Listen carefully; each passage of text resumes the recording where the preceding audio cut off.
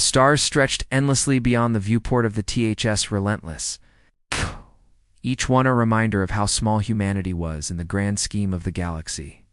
Captain Juan stood with her hands clasped behind her back, watching the distant lights flicker against the darkness. She had been in space for 15 years, and the view never got old.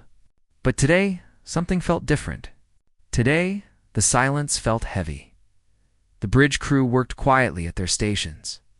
Hannah monitored the tactical displays with sharp eyes, her fingers dancing across the holographic interface. Sunho checked weapon systems for the third time that hour, a nervous habit he had never quite broken. Youngji listened to the communication channels, her headset pressed tight against her ear. Everyone felt it. The tension that had been building for weeks was finally coming to a head. 3 months ago, ships from the Dominion Council had arrived at human colonies without warning. They were massive vessels, sleek and adorned with symbols of power that humanity did not recognize. The aliens inside spoke with voices that dripped with condescension. They made demands, not requests. They told humanity to surrender 3 entire star systems, places where human families had built homes and lives. The Dominion called it protection. Humanity called it conquest. Admiral Minho had tried diplomacy.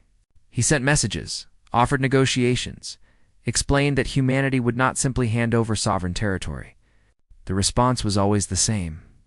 The Dominion Council did not negotiate with lesser species. They gave orders and expected obedience.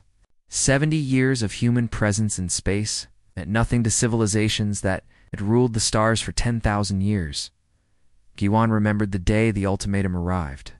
She had been on shore leave, visiting her sister on New Basan, the thriving colony world that orbited a cheerful yellow star. Children played in parks built under atmospheric domes. Markets bustled with people from Earth and Mars and Europa. It was peaceful. It was home. And the Dominion wanted to take it all away. The message had been broadcast across every human channel. A towering reptilian creature named Velthor appeared on screens throughout human space. His scales gleamed like polished metal, and his eyes held the cold certainty of someone who had never been told no. He spoke slowly, as if addressing children. Humanity had 30 days to comply with Dominion demands or face corrective measures. The words hung in the air like a death sentence. Admiral, Minho recalled every Hurricane-class battleship to defensive positions. There were only 6 of them in the entire human fleet. 6 ships to stand against an empire that commanded hundreds of worlds. The odds were impossible. But humanity had never been good at accepting the impossible. The Hurricane class. Battleships were humanity's greatest achievement in military engineering. Each one measured 2 kilometers from bow to stern, bristling with weapons that could crack moons. Railguns lined their holes like teeth. Plasma lances capable of melting through ship armor sat in rotating turrets. Missile pods held fusion warheads that burned hotter than stars. The ships were designed for one purpose: to make any enemy regret starting a fight. Quan walked across the bridge and stopped beside Hannah's station. The tactical officer looked up, her face tired but determined. They had been friends since the academy, had served together on 3 different ships. Hannah had never lost her edge, never stopped being the best at what she did. How long until they arrived? Juan asked quietly. Hannah checked her displays. 18 hours. Maybe less if they pushed their engines. G1 nodded. She had expected as much. Intelligence reports suggested the Dominion fleet would arrive exactly when the deadline expired. They wanted to make a point. They wanted humanity to see overwhelming force and surrender without firing a shot. Down in engineering. Dayon worked with his team to push every system to peak performance. The Hurricane-class ships were powerful, but they were also new. Humanity had only finished building them 5 years ago. The technology was still being refined, still being improved.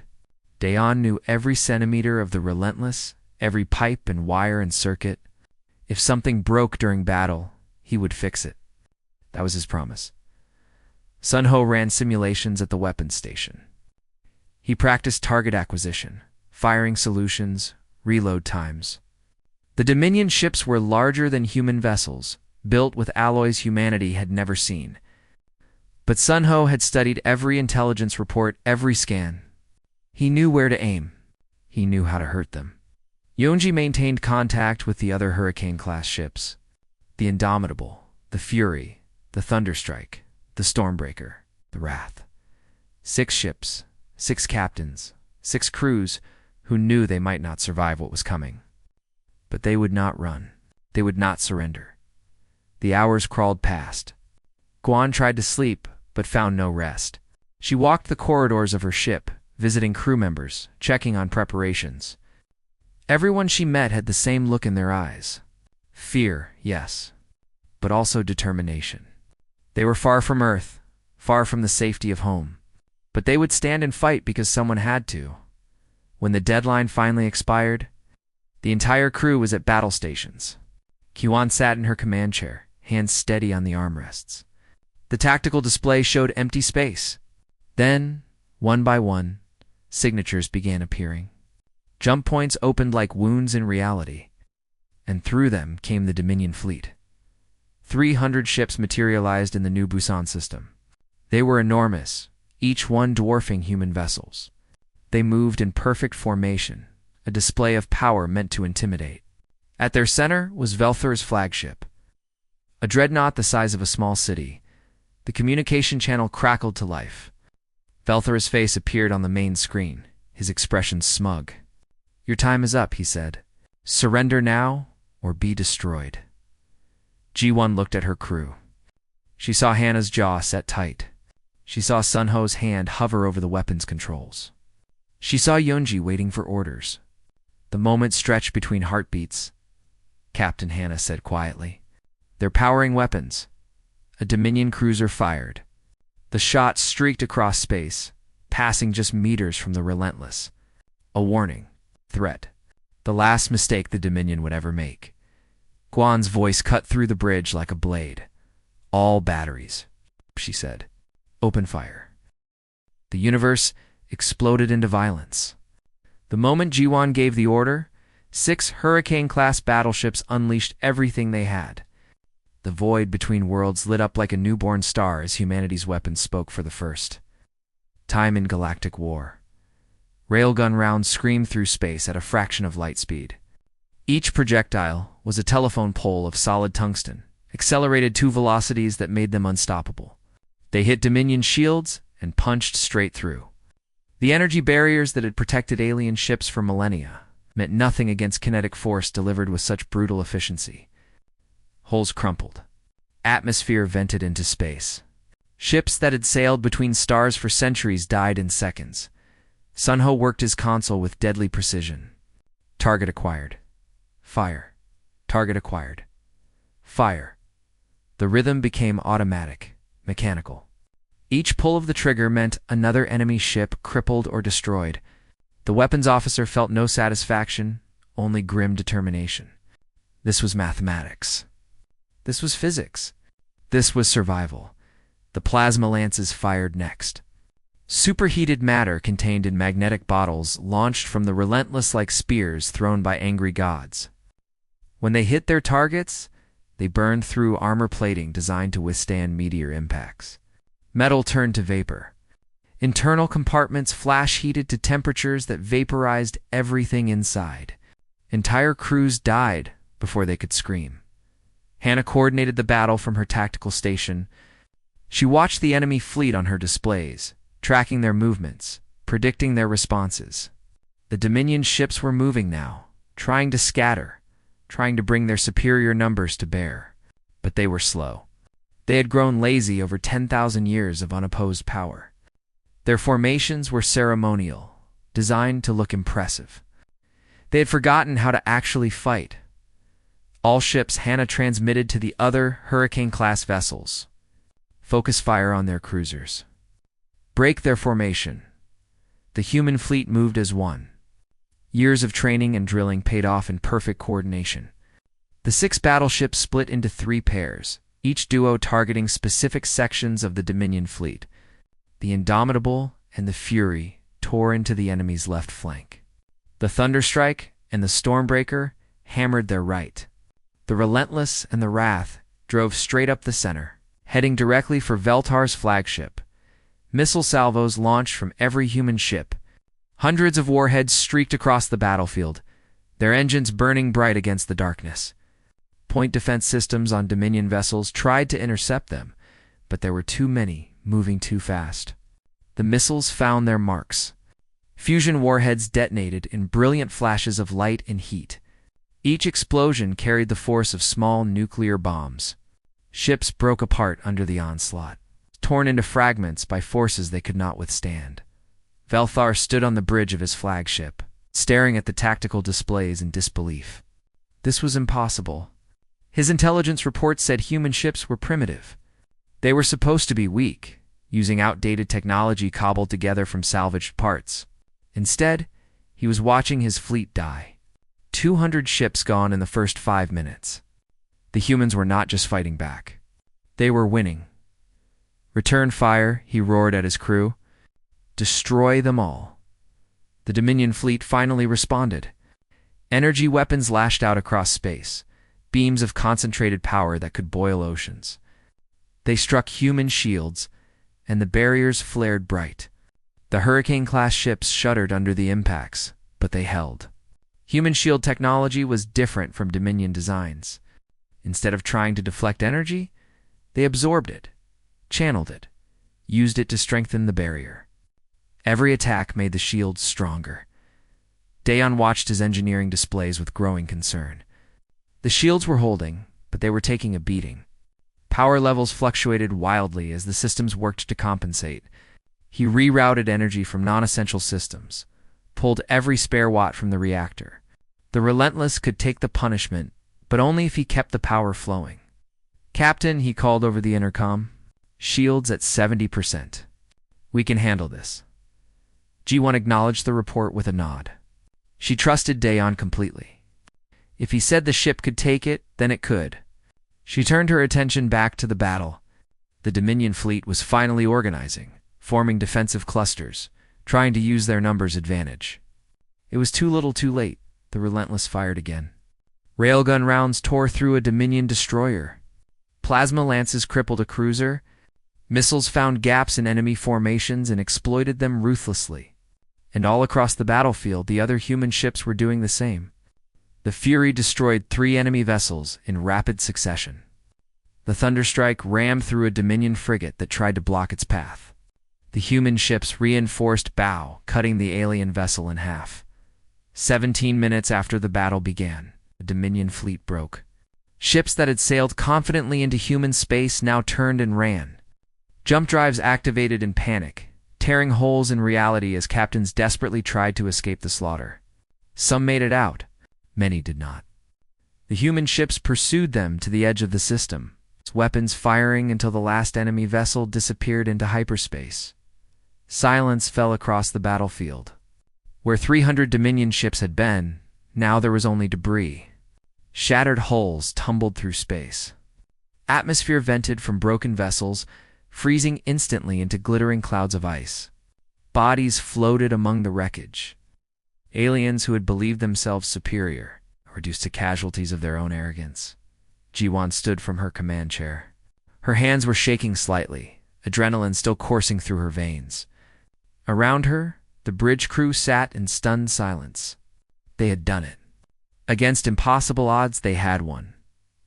"Casualty report," she said quietly. Hannah checked her console. "Minor damage across all ships. The Stormbreaker took a hit to their port side, but they're operational. No fatalities, no fatalities." They had just destroyed 212 enemy ships and suffered no deaths. It seemed impossible, but the numbers did not lie. EUNGU1 said. "Open a channel to the fleeing ships." The communications officer worked her controls. "Channel open, Captain." G1 spoke clearly, knowing her words would be recorded, knowing they would spread across the galaxy. "This is Captain Juan of the Terran Hurricane-class battleship Relentless. We tried diplomacy. You chose war. Do not come back." She gestured to Yunji to cut the transmission. It was done. Humanity had just announced itself to the galaxy not as a petitioner begging for scraps, but as a power that would not be ignored. Velthor's flagship limped away.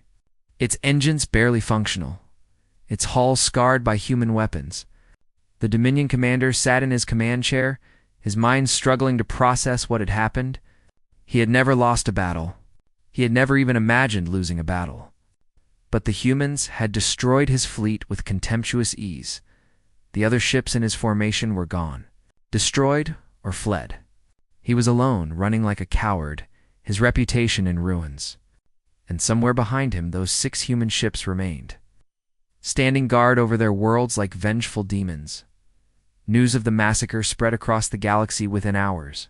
The Dominion Council received reports in their grand chambers and could not believe them. Species that had lived under Dominion rule for millennia watched the recordings in shock. The humans, the newcomers, the primitives, had just humiliated the most powerful military force in known space, on the bridge of the Relentless. Juan looked out at the stars. They seemed different now. Before they had represented mystery and wonder. Now they represented something else. A challenge. A promise. Humanity would never bow to anyone again. The Dominion Council met in emergency session on their capital world of Throne Prime. 12 species sat in the Grand Chamber. Representatives of civilizations that had ruled the galaxy for longer than human recorded history. They watched the recordings of the battle at New Busan over and over, and each viewing made their anger grow hotter.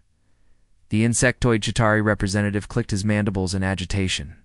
This cannot stand. We must respond with overwhelming force. The others agreed.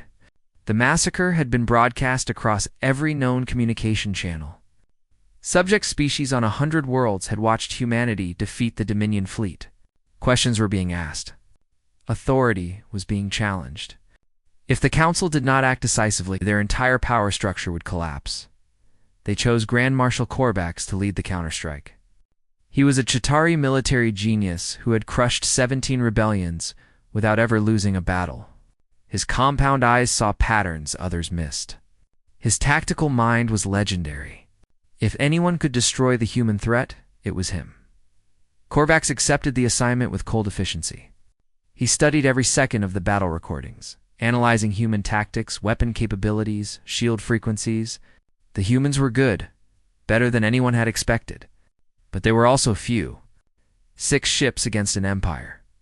The mathematics were simple. Bring enough force, and the outcome was inevitable. He mobilized reserve fleets from 12 Dominion worlds. Over 1,000 warships gathered at staging points throughout Dominion space. Cruisers, destroyers, frigates, and dreadnoughts. The largest military force assembled in 300 years. Korvax would crush humanity and make an example that would echo through the galaxy for millennia. Back in human space, Admiral Minho stood in the command center on Earth, staring at intelligence reports that made his blood run cold. Long-range sensors detected the massive fleet gathering. Over 1,000 ships, the numbers were staggering. Even with their victory at New Busan, humanity could not fight those odds and win. He ordered the construction of orbital fortresses around Earth in every major colony. Massive weapons platforms were built in record time, bristling with railguns and missile launchers. Minefields were seeded throughout the approaches to human systems. Every ship that could mount a weapon was pressed into service. Civilian freighters were retrofitted with missile pods. Mining vessels had their lasers upgraded for combat, but Minho knew it would not be enough. Humanity needed more time, more ships, more everything. And time was the one resource they did not have. Captain Jiwan led a reconnaissance mission deep into Dominion space. The Relentless and 2 other Hurricane-class ships jumped to the edge of enemy territory, their passive sensors scanning for information. What they discovered confirmed everyone's worst fears. The Dominion fleet was enormous, a dark wall of ships that stretched across space like a swarm of locusts. Hannah worked the tactical console, recording everything. Ship types, weapons loadouts, formation patterns. Every detail might make the difference between survival and extinction. She counted the vessels 3 times, hoping her first count was wrong. It never was. Over 1,000 ships all heading toward human space. We need to get this back to command, Guan said quietly. Earth needs to know what is coming. Before they could jump away, Dominion scouts detected them. Energy weapons lashed out across space. The human ships activated their jump drives and fled. But not before the Relentless took a glancing hit that scarred its hull and killed the power to 3 deck sections back on Earth. Civilian engineer Una worked in the research labs beneath Geneva. She had been studying the shield systems on the Hurricane-class ships, looking for improvements, looking for advantages. The current shields were good, but they had limits. Against the force Korvax was bringing, those limits would mean death. She developed a new system based on quantum entanglement principles. If multiple ships activated the harmonized shields simultaneously, they would link together, forming a combined barrier that was exponentially stronger than the sum of its parts. The theory was sound. The mathematics checked out. But it was untested and dangerously unstable. Commander Yemen, head of the orbital shipyards, listened to her presentation with growing interest. "How long to install the system on all 6 Hurricane-class ships?" he asked. Una hesitated. 2 weeks if we push. But there is no time for proper testing. If the harmonization fails during combat, it could overload every ship's reactor simultaneously. Yemen made the decision every military leader dreads. We do it anyway. Without this, we lose. With this, we at least have a chance. Intelligence Officer Salman intercepted Dominion communications and decoded their battle plans. The enemy's strategy was simple and brutal. 3 prongs would attack simultaneously, encircling the human fleet, preventing any escape. Once the military was destroyed, every human colony world would be bombarded from orbit. Not occupied, destroyed. Korvax intended to make humanity an example that would prevent future rebellions for 10,000 years. Admiral Wunho called an emergency meeting of all ship captains. The holographic conference room filled with faces, some young, some old, all determined. He laid out the intelligence, showed them the enemy plans, explained the odds. "We have 2 weeks before they arrive," he said. 2 weeks to prepare for annihilation. G1 spoke up from her position in the Relentless. "What if we do not wait for them to come to us?" The room went silent. Minho leaned forward, explained. "We have 6 Hurricane-class ships. 6 ships that have already proven they can tear through Dominion fleets. What if we strike first? Hit them at their staging areas while they are still assembling. Catch them off guard? It is a suicide mission," Minho said flatly. G1 nodded. "Yes, but it might buy Earth the time it needs. And if we are going to die anyway, better to die on our terms." The other captains considered her words. The Indomitable's captain was first to speak. "I am in." One by one, they all agreed. 6 ships. 6 crews. One desperate gamble against impossible odds. Una's team worked around the clock installing the shield. Harmonization systems. The work was delicate, requiring precision down to the molecular level. One mistake could turn a battleship into a bomb. But the engineers did not falter. They knew what was at stake. Dayan supervised the installation on the Relentless personally. He watched as the new systems were integrated into the ship's power grid, checking every connection, verifying every calculation. The lives of everyone aboard depended on his work being perfect. The 2 weeks passed too quickly. The 6 Hurricane-class battleships gathered at a jump point on the edge of human space. Crews said goodbye to loved ones, knowing many would never return. Yiwan walked the corridors of her ship one last time. Memorizing every detail, Hannah found her in the observation deck staring out at the stars. "We are really doing this," the tactical officer said quietly. "Yes," Giwan replied. "We are." Sunho prepared his weapon systems with grim satisfaction. If he was going to die, he would take as many enemy ships with him as possible. Youngji recorded messages to send back to Earth. Words meant to be delivered if the fleet did not return. Admiral Minho transmitted his final orders. Strike hard. Strike fast. Make them remember why they should fear humanity. The 6 ships activated their jump drives. Space tore open around them, and they disappeared into hyperspace, heading toward the heart of Dominion territory, heading toward a battle that would decide the fate of every human in the galaxy. Korvax received reports of the human fleet's jump signature and calculated their destination. He clicked his mandibles in satisfaction. The humans were coming to him. Fools. He would destroy them all. And the war would be over before it truly began. But the Grand Marshal had never faced an enemy like humanity. He had never encountered beings who would charge into certain death rather than surrender. He was about to learn a lesson written in fire and blood. The hurricane was coming, and nothing would stop it. The 6 Hurricane-class battleships emerged from hyperspace directly into the heart of the Dominion staging system. For a single moment, everything was still. Then chaos erupted across every frequency and sensor band as humanity announced its presence with violence. The Dominion fleet was caught completely unprepared. Over 1,000 ships floated in loose formation, still conducting assembly operations. Supply vessels moved between warships. Command crews were being shuffled between vessels. 8 Corvax Est. Flagships sat in the center, coordinating the massive logistics operation. The Grand Marshal had expected humanity to defend their home systems, never imagined they would attack. G1 stood on the bridge of the Relentless and gave the order that would define the battle. All ships, weapons free. Show them what happens when you threaten Earth. The human fleet split into 3 groups and drove into the enemy formation like spear points. The Relentless and the Wrath went straight for the center. The Indomitable and the Fury peeled left, targeting supply vessels and destroyers. The Thunderstrike and the Stormbreaker went right, heading for the heavy cruisers clustered on that flank. Railgun fire tore through the void. Dominion ships that were powered down or in maintenance mode died without firing a shot. Hulls ruptured. Reactors went critical. Entire vessels simply came apart under the kinetic bombardment. The first wave of attacks destroyed over 50 ships before the Dominion fleet even understood what was happening. Sun Ho worked his console with mechanical precision. Target, fire, target, fire. Each trigger. Pull meant another enemy eliminated. The weapons officer felt nothing except focus. There was no room for emotion in the mathematics of survival. Only accuracy mattered. Only results counted.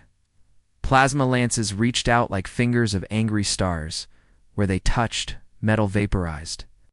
Atmosphere exploded into space, freezing instantly in the absolute cold of the void. Ships that had sailed between worlds for centuries became tombs for their crews in seconds.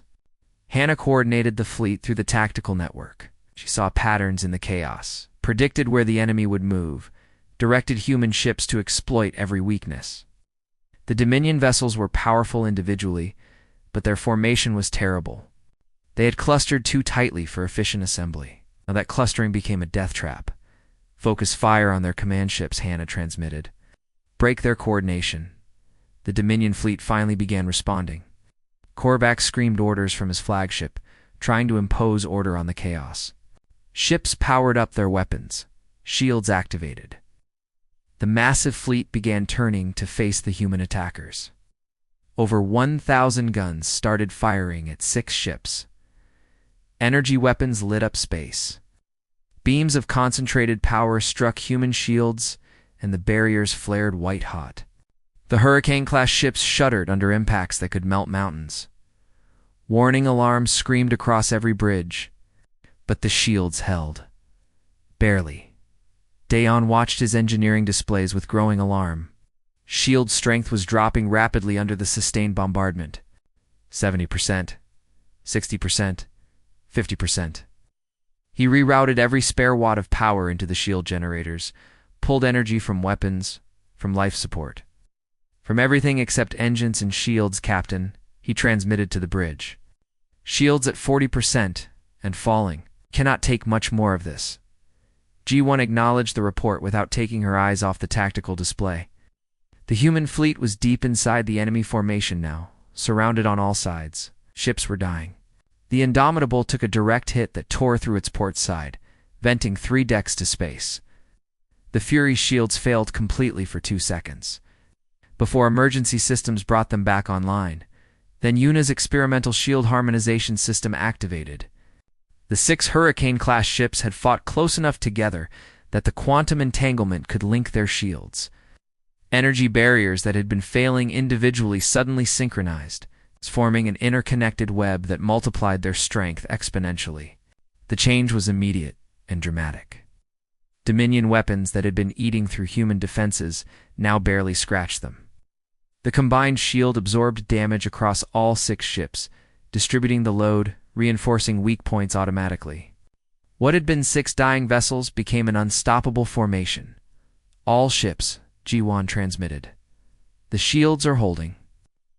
Drive forward. Make for the flagship.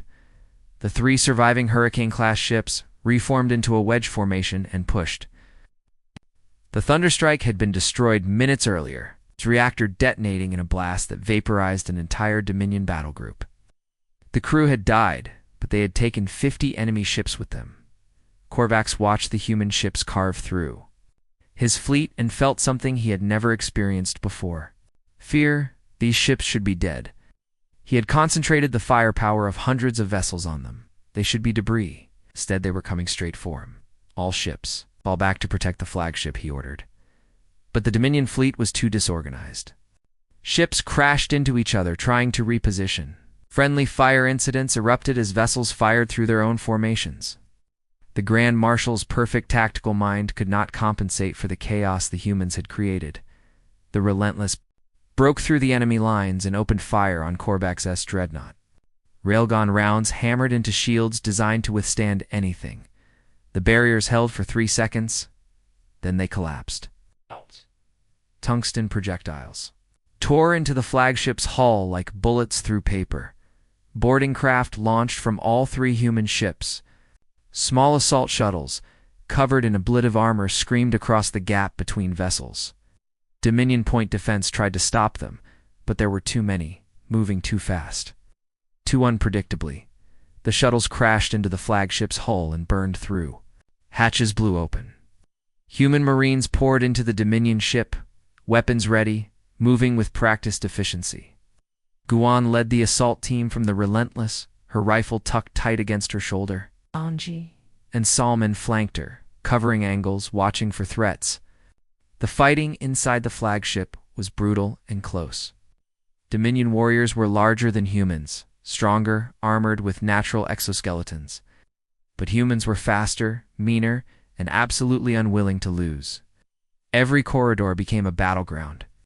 Every intersection was paid for in blood. Giwan's team fought their way toward the bridge. They used grenades to clear choke points. They used breaching charges to bypass sealed doors. They moved like a machine designed for one purpose: victory. Korvax stood on his bridge, surrounded by his honor guard. The Chitauri warriors raised their weapons as the humans burst through the final door. For a moment, both sides simply stared at each other. Then the firing started. The battle lasted 30 seconds. When it ended, half of Korvax's guard was dead. The rest were wounded. The humans had taken casualties too. Salman was down, bleeding from a gash across her shoulder. But Jiwan stood in the center of the bridge, her rifle aimed directly at the Grand Marshal's head. "Surrender," she said simply. Korvax looked at her with his compound eyes. He saw a being half his size covered in blood and scorch marks. He saw someone who had just led an impossible assault against impossible odds and won. He saw the future of galactic warfare, and it terrified him. Outside the flagship, the Dominion fleet was in complete disarray. Over 400 ships destroyed. Hundreds more damaged and fleeing. The human battleships continued firing, continued pursuing, continued killing with mechanical efficiency. Korvax made a choice that no Dominion commander had made in 3,000 years. He reached for the communications panel and broadcast an order across every channel. All Dominion ships cease fire, stand down. The galaxy held its breath. Slowly, one by one, Dominion vessels stopped shooting. The battle ended not with a grand flourish, but with silence. It's a kind of silence that follows catastrophic defeat. Guan walked to the command chair and sat down. It was not comfortable, designed for a different species entirely. Activated. The broadcast systems and spoke across the entire Dominion fleet. "This is Captain G1 of the Terran fleet. Your Grand Marshal has surrendered. Any ship that continues fighting will be destroyed. Any ship that wishes to leave may do so, but tell your leaders, tell your council, humanity will never bow, and we will never surrender. And if you come for us again, we will burn your entire empire to ash. She gestured to Yunji to cut the transmission. Around her, the Marine team secured the bridge. Medical teams tended to the wounded, and outside 3 Hurricane-class battleships held position surrounded by the wreckage of an empire's pride. The impossible had happened. Humanity had struck into the heart of enemy territory and won. The Dominion, undefeated for 10,000 years, had surrendered. The hurricane had passed through and nothing would ever be the same. The news spread across the galaxy like wildfire. Within hours, every civilization from the core worlds to the outer rim had seen the recordings. The Dominion Council, rulers of known space for 10,000 years, had surrendered to humanity. Species that had never questioned dominion. Authority watched in stunned silence as human Marines marched through the captured flagship. As Korvax stood defeated, everything they thought they knew about galactic power collapsed. On worlds that had lived under Dominion control for millennia, people gathered in public spaces to watch the broadcasts again and again. The images were undeniable. 3 human ships had torn through a fleet of over 1,000 vessels. A handful of Marines had captured the greatest military mind in Dominion history. The impossible had become real. Admiral Minho received the transmission from Giwan with relief so profound he had to sit down. They had done it. Against all odds, against every rational prediction, they had won. The 6 Hurricane-class battleships had been humanity's desperate gamble, and that gamble had paid off beyond anyone's wildest dreams. He immediately dispatched ships to secure the captured Dominion flagship and extract the assault teams.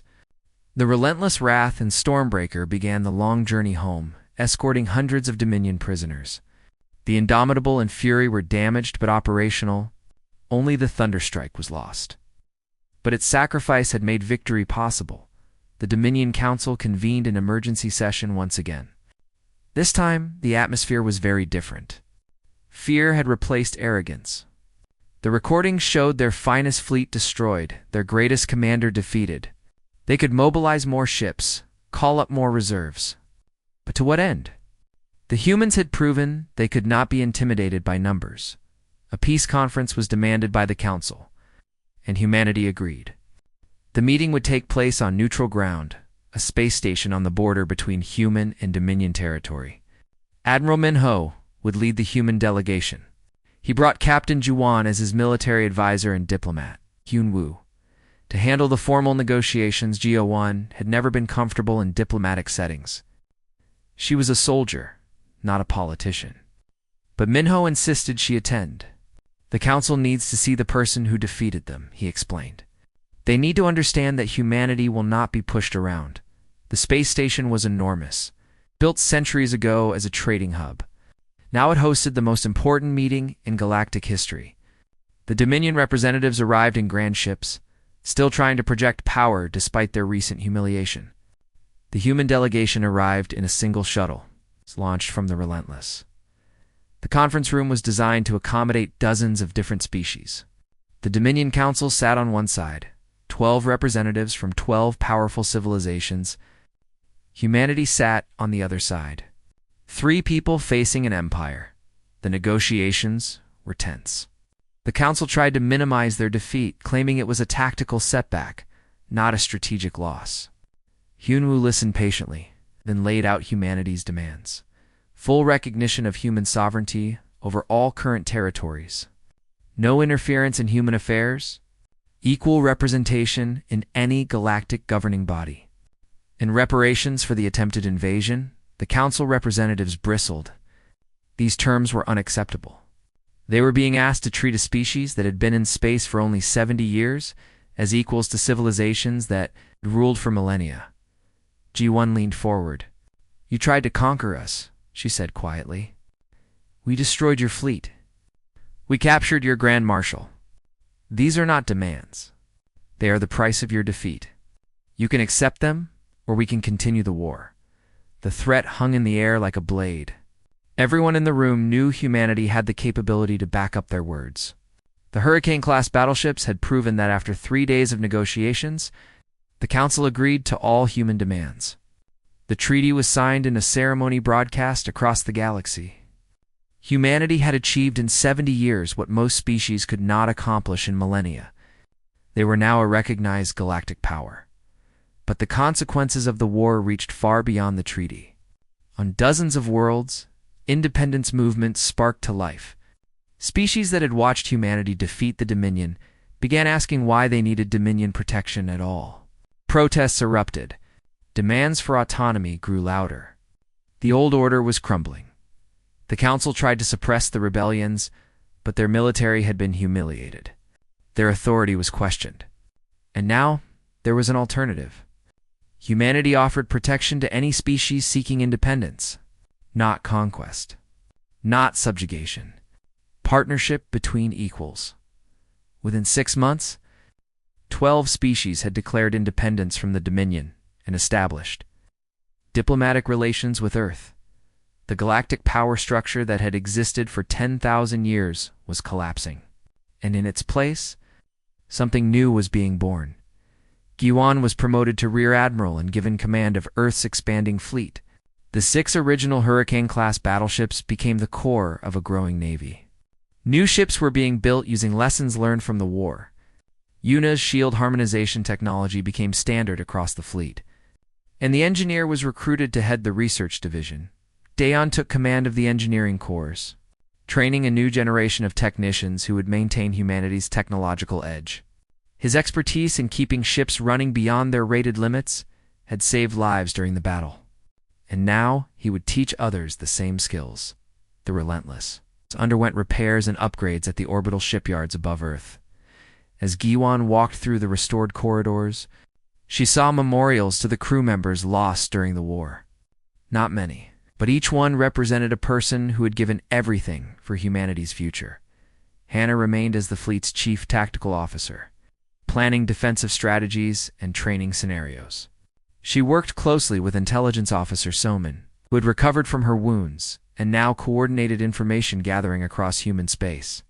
Together, they ensured humanity would never be caught off guard again. The Hurricane-class battleships now patrolled trade routes and defended colonies. Alongside vessels from newly independent species, the galaxy was learning to work together in ways that had not been possible under Dominion rule. It was chaotic and messy, and sometimes frustrating, but it was also free. Humanity's role in this new galactic order was complex. They were liberators to some, threats to others. Species that had benefited from Dominion rule resented human interference. But those who had suffered under that rule saw humanity as proof that change was possible. Admiral Minho retired after 5 years, satisfied that he had led humanity through its greatest test. Giwan took his place as the highest-ranking officer in Earth's military. She inherited a fleet 10 times larger than the one that had fought at New Busan, with ships from a dozen different species flying in formation. One day, Giwan stood on the observation deck of the Relentless and watched a convoy of freighters pass by. Human ships, alien ships, all working together to build something new. Hannah joined her, the 2 old friends sharing a quiet moment. "Do you think we have truly won peace?" Hannah asked, "or simply forestalled the next war?" Giwan considered the question carefully. She thought about the battles they had fought, the lives lost, the enemies defeated. She thought about the treaty and the alliances, and the fragile new order. Taking shape across the galaxy, "We have won the right to stand as equals," she said finally. "What comes next? That is up to all of us. We proved that humanity will not bow. We proved that even the mightiest empires can fall.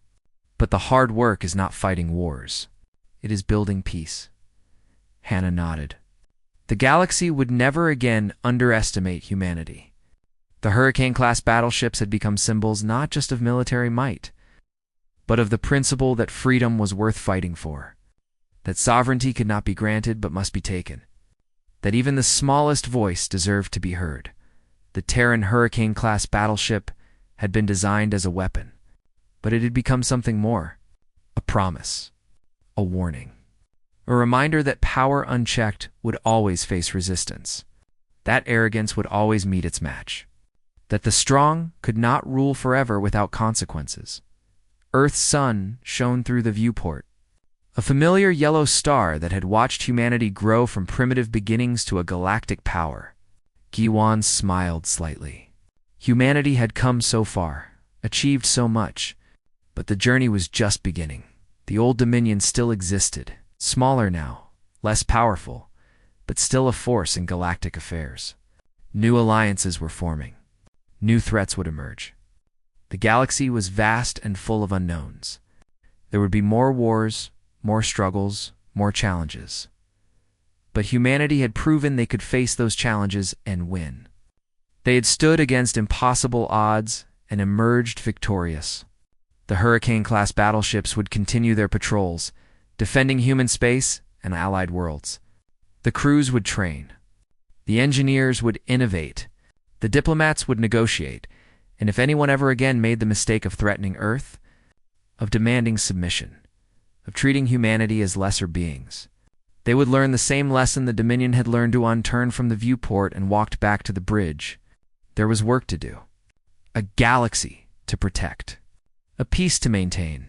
And she would do it, along with everyone else who wore the uniform, who believed in humanity's right to exist as equals among the stars the war had ended. The real work was just beginning, and humanity was ready.